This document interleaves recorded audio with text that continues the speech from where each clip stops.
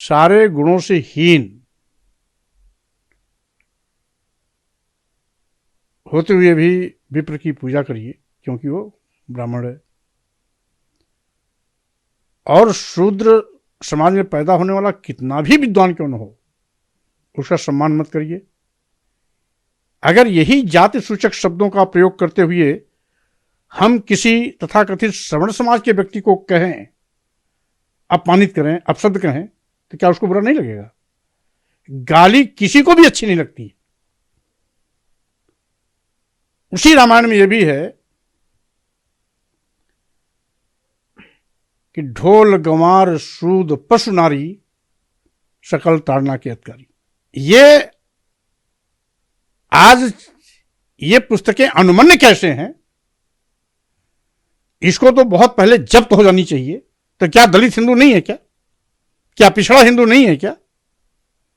अगर दलित और पिछड़े हिंदू हैं तो क्या वो हिंदू नहीं है जिनके भावनाओं को आपने गाली देके नवाजा है?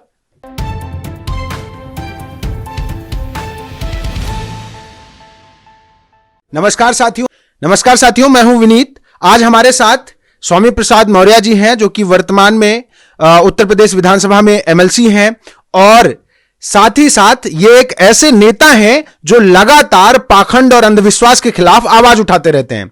और हम इनके पास इसीलिए आए हैं। बिहार सरकार में वर्तमान शिक्षा मंत्री चंद्रशेखर सिंह जी ने एक बयान दिया। बयान में उन्होंने कहा कि रामचरितमानस, मनुस्मृति और बंच ऑफ थॉट अपने अपने युग में नफरत फैलाने वाली किताबें हैं। और उसके बाद बीजेपी उनके पीछे पड़ गई। तमाम लोग तो उन्हें अनपढ़ कहने लगे। एक बाबा हैं तथाकथित, उन्होंने 10 करोड़ रुपए का इनाम तक घोषित कर दिया कि कोई उनकी जीभ काट ले आए तो उसको 10 करोड़ रुपए देंगे। तो मंत्री जी से आज हम इसी विषय पर बात करेंगे। सर, सबसे पहला सवाल कि जो बात उन्होंने कही, क्या सच में इतनी गलत है कि जिस तरीके का रिएक्शन बीजेपी की तरफ से आ रहा है? जिस अंश को उदाहरण देते हुए शिक्षा मंत्री बिहार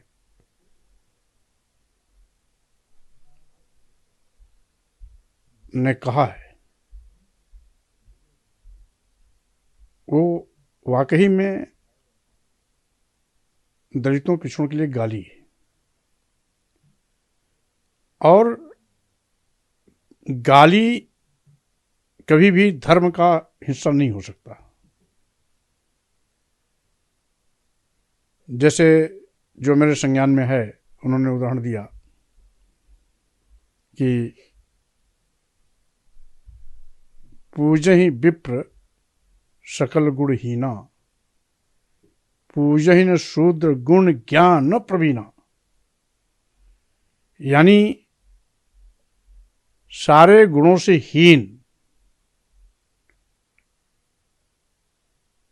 होते हुए भी विप्र की पूजा करिए क्योंकि वो ब्राह्मण है। और शूद्र समाज में पैदा होने वाला कितना भी विद्वान क्यों न हो उसका सम्मान मत करिए। इसका जीता जागता नमूना भारतीय संविधान निर्माता परम पूज्य बाबा साहब डॉक्टर अंबेडकर स्वयं रहे कि दुनिया के सबसे विद्वान होने का खिताब पाने के बावजूद भी जब भारत में आते हैं तो पग पग पर उनको जाति अपमान के कड़वे घूंट पीने पड़ते हैं। यही नहीं,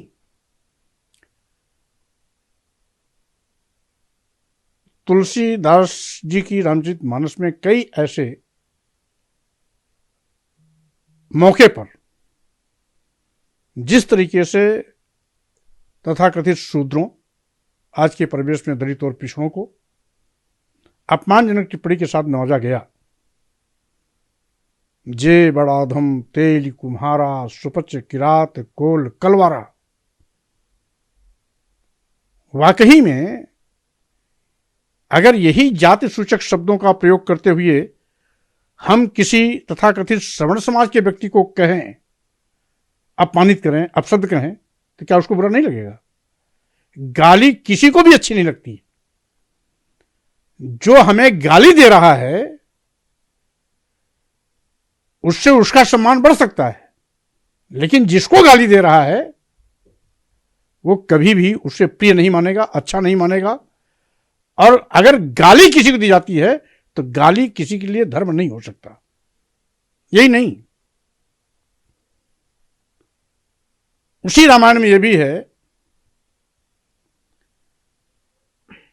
कि ढोल गंवार सूद पशु नारी सकल ताड़ना के अधिकारी। ये आज ये पुस्तकें अनुमन्य कैसे हैं, इसको तो बहुत पहले जब्त हो जानी चाहिए, या इस प्रकार के अपवादजनक जो उसमें तथाकथित श्लोक या दोहे या चौपाई हैं उनको खत्म किया जाना चाहिए। लेकिन यथास्थितवादी लोग वो उसी पर गर्व करते हैं। क्या दलित हिंदू नहीं है क्या? शिक्षा मंत्री बिहार ने कुछ कह दिया तो कहते हैं कि इससे हिंदुओं की भावनाएं आहत हुई हैं। तो क्या दलित हिंदू नहीं है क्या? क्या पिछड़ा हिंदू नहीं है क्या? अगर दलित और पिछड़े हिंदू हैं तो क्या वो हिंदू नहीं है जिनके भावनाओं को आपने गाली देके नवाजा है? धर्म के नाम पर जिसको आपने अपमानित किया है, जात सूचक शब्दों के माध्यम से उनको समाज से नीच बनाने के लिए, अधम बनाने के लिए सब कुछ कर दिया है, जानवर से बदतर व्यवहार किया है। यही नहीं, ऐसे हमने तो कुछ उदाहरण दिए, ऐसे हर धार्मिक ग्रंथों में इस प्रकार के कथन आते हैं जो अपमानजनक है, और अपमानजनक टिप्पणी किसी के लिए न स्वागत योग्य है, न मानने योग्य है, न धर्म कहलाने योग्य है। और इस पर जो गला फाड़ फाड़ करके आज अनाप शनाप बयानबाजी कर रहे हैं, उनको अपने रोजी रोटी पर खतरा दिखाई पड़ रहा है। वो सोच रहे हैं कि अगर हमारी इस गाली को आम दलित पिछड़े आदिवासी समझ जाएंगे तो हमें चढ़ावा कौन देगा, हमें सम्मान कौन देगा? यह खतरा उनको दिखाई पड़ रहा है। और कोई संत होकर के जीप काटने पर 10 करोड़ रुपए देने की बात करता है, वो संत हो ही नहीं सकता। वो तो महामूर्ख है, महालंठ है, अपराधी है। और ऐसे लोगों का अगर सजरा खोजा जाए तो स्वाभाविक रूप से शुरुआती दौर उनके अपराध का रहा होगा। अन्यथा कोई संत होगा तो संत तो सबके सुखी होने की कामना करता है। किसी के जुबान काटने, किसी का सर काटने, किसी का हाथ काटने, किसी का पैर काटने का फरमान कभी नहीं जारी करता है। इनको तो शर्मिंदा होना चाहिए।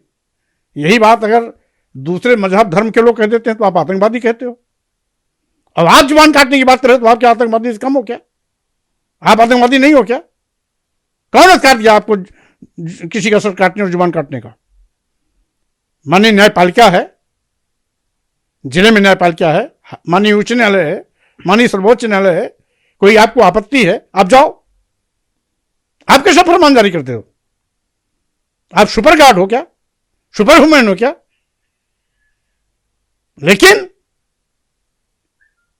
ये इसलिए कहते हैं क्योंकि जो बोल रहे हैं, जो बक रहे हैं, बकवास कर रहे हैं, ये अपने को तो भगवान से ऊपर मानते हैं। मनुस्मृति में एक प्रसंग आया है, शूद्रम तु कार्येत दास्यम क्रीतम अक्रीतम वा दास्यैव तु जन्मना ब्राह्मणम तु स्वयं भुआ। यह मनुस्मृति कहती, यानी वो स्वयंभू है, सर्वशक्तिमान है, और शूद्र गुलामी करने के लिए पैदा हुआ है। ये इनका मनुस्मृति की धारणा है। ये कौन व्यवस्था करने वाले लोग हैं? यही नहीं, ये अपने को सुपर ह्यूमन समझते हैं, और मनुस्मृति में उसका सीधा सीधा खुलासा किया गया है। ब्राह्मण और क्षत्रियों में तुलना की गई है। उसमें एक प्रसंग आता है, पंचवर्षम तु ब्राह्मणम शतवर्षम तु क्षत्रपा पिता पित्रो बीजानियात ब्राह्मण तयो पिता। 5 साल के ब्राह्मण 100 साल के क्षत्रिय में पिता पुत्र का संबंध होता है, जिसमें 5 साल का ब्राह्मण 100 साल के क्षत्रिय का पिता होता है। जो स्वामी प्रसाद मौर्य नहीं कह रहे हैं, ये मनुस्मृति कह रही।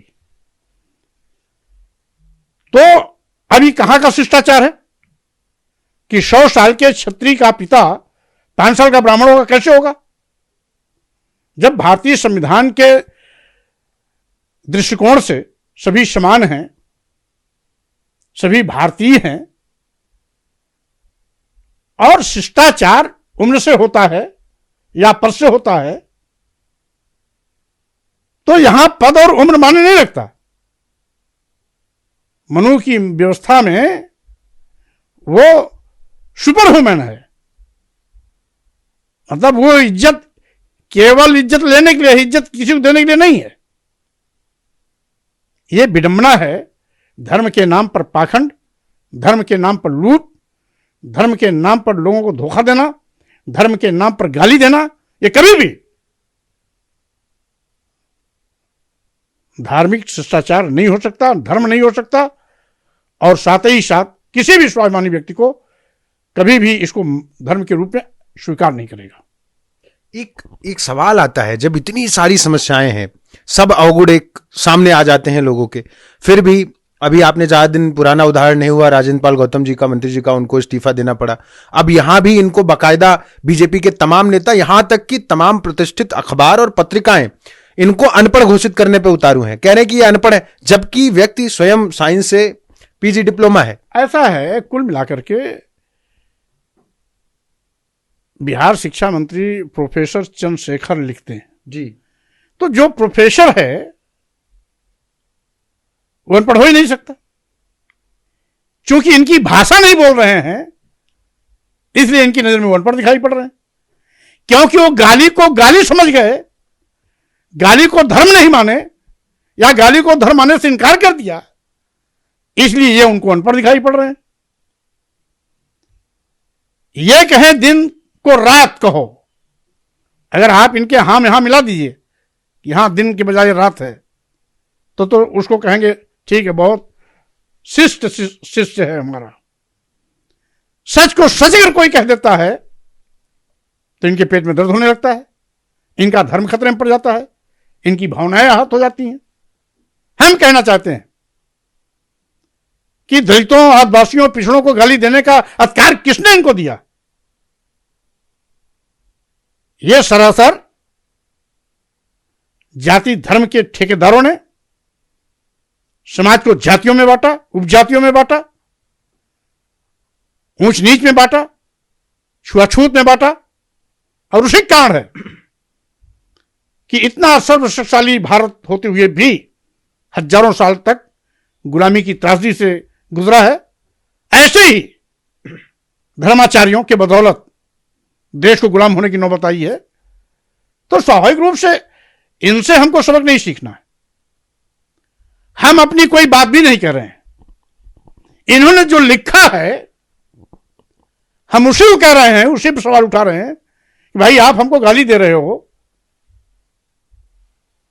तो आपके लिए धर्म हो सकता है, लेकिन गाली खाने वालों के लिए धर्म कैसे हो सकता है? आप धर्म के नाम पर किसी को अधम कर रहे हो, किसी को पढ़ने लिखने से वंचित कर रहे हो, किसी को अपमानित करने के लिए प्रेरित कर रहे हो, और कोई सारे गुणों से हीन, चोर हो, डकैत हो, देशद्रोही हो, राष्ट्रद्रोही हो, बलात्कारी हो, कुछ भी हो, लेकिन एक वर्ग विशेष पैदा है तो उसका सम्मान करिए। यह कहां का नियम है? आईपीसी की धारा में कोई भी कानून तोड़ता है तो सबके लिए समान दंड का व्यवस्था है। जाति के आधार पर दंड नहीं निर्धारित किए जाते, अपराध के बिना पर दंड निर्धारित किए जाते हैं, और ये सब जाति के बिना पर निर्धारित कर रहे हैं कि हम फला जात के हैं इसलिए हम ऊंच है, तुम फला जात के हो इसलिए तुम नीच हो। सभी इंसान समान होते हैं, सभी को सम्मान प्यारा है, सब अपने स्वाभिमान के साथ खड़ा होना चाहते हैं। आज सबको बराबरी का अधिकार मिला है। बाबा साहब डॉक्टर अंबेडकर ने जो भारतीय संविधान इस देश को समर्पित किया, उसके चलते आज न कोई ऊंच है, न कोई नीच है, न कोई छूत है, न कोई अछूत है। अगर छूत अछूत की बात करता है तो उसके लिए आईपीसी की धाराओं के अंतर्गत दंड का प्रावधान किया गया है। आज सभी समान है। इसलिए जाति और धर्म के ठेकेदारों को चाहिए कि धर्म के नाम पर जो बुराइयां हैं उसको खत्म करने के लिए खुद उनको पहल करनी चाहिए। इसका सभी मिलकर के स्वागत करेंगे। लेकिन अगर कोई इसको खत्म करने के लिए आवाज उठा रहा है तो उसकी आवाज बंद करने की अगर ये कोशिश करेंगे तो स्वाभाविक रूप से आने वाला दिन एक ऐसा आएगा कि इनको कोई प्रणाम और नमस्कार करने वाला नहीं मिलेगा। जो लोग तर्क, विज्ञान और संविधान की बात करते हैं, ऐसे लोगों पर भाजपा की बड़ी तीखी नजर है। ऐसे तमाम मामलों में कांग्रेस फिर भी एक बार को थोड़ा बहुत बोल के तटस्थ हो जाती है, लेकिन बीजेपी जो लोग तर्क, विज्ञान और संविधान की बात करें उनके पीछे ही पड़ जाती है। ऐसा क्या है, उनको इतना बुरा क्यों लगता है? अब चूंकि मामला वर्चस्व की लड़ाई का है, अब सोचते हैं कि जिन आदिवासियों और दलितों और पिछड़ों को हमने शूद्र के रूप में हजारों साल तक गुलामी करवाई है, जानवर से बदतर सलूक किया है, खाने पीने के लिए जूठा बचा खुचा अन्न, पहनने के लिए फटा पुराना कपड़ा, खाने का बर्तन टूटा फूटा, सोने के लिए पैरा या पैरा की खटिया मुहैया कराते रहे। आज भारतीय संविधान लागू होने के बाद, संप्रभु भारत बनने के बाद आज सबको पढ़ने लिखने का अधिकार मिल रहा है, सम्मान स्वाभिमान के साथ आगे बढ़ने का खुला मौका मिल रहा है, सभी को अच्छा कपड़ा पहनने का, अच्छा खाने का, अच्छा उठने बैठने का मौका मिल रहा है। तो ऐसे वर्चस्वधारी लोग जो कभी दलितों पिछड़ों आदिवासियों को कभी भी इंसान नहीं समझा, गुलाम से बदतर जिंदगी जीने के लिए मजबूर किया, स्वाभाविक रूप से उन्हें पीड़ा होगी, उनको कष्ट होगा। और वो सोचते हैं कि सारे के सारे आदिवासी, दलित और पिछड़े इस हमारे राज को जान जाएंगे तो हमारे मंदिर में कौन आएगा, हमें चढ़ावा कौन चढ़ाएगा, हमारी पेट पूजा कैसे चलेगी, हमारे ऊपर जो करोड़ों अरबों का चढ़ावा था ये कहां जाएगा। क्या इस समय ईडी और सीबीआई जीप काटने पर 10 करोड़ रुपए देने का संज्ञान लेकर उनके यहां छापामारी करेगी? नहीं करेगी, क्योंकि आज सत्ता का इनको संरक्षण मिला हुआ है। इसलिए अभी कोई और दूसरा कह देता कि हम 1 करोड़ देंगे, 2 करोड़ देंगे, तो दूसरे दिन उनके यहां सीबीआई ईडी पहुंच जाती। संत जी 10 करोड़ कहां से देंगे, कहां से बटोर के रखे हैं, कहां से लूट के रखे हैं? अब इसका लेखा जोखा ईडी और सीबीआई नहीं करेगी।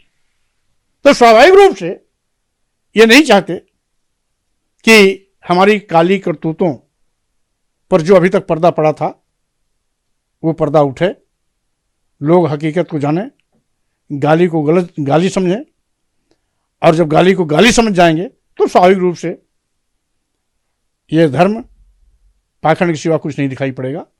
और इसी डर से वो आज प्रोफेसर चंद्रशेखर पर हमलावर हैं, और हम समझते हैं वो जितना प्रोफेसर चंद्रशेखर पर हमला करेंगे उतना ही प्रोफेसर चंद्रशेखर का संदेश घर घर और जन जन में जाएगा।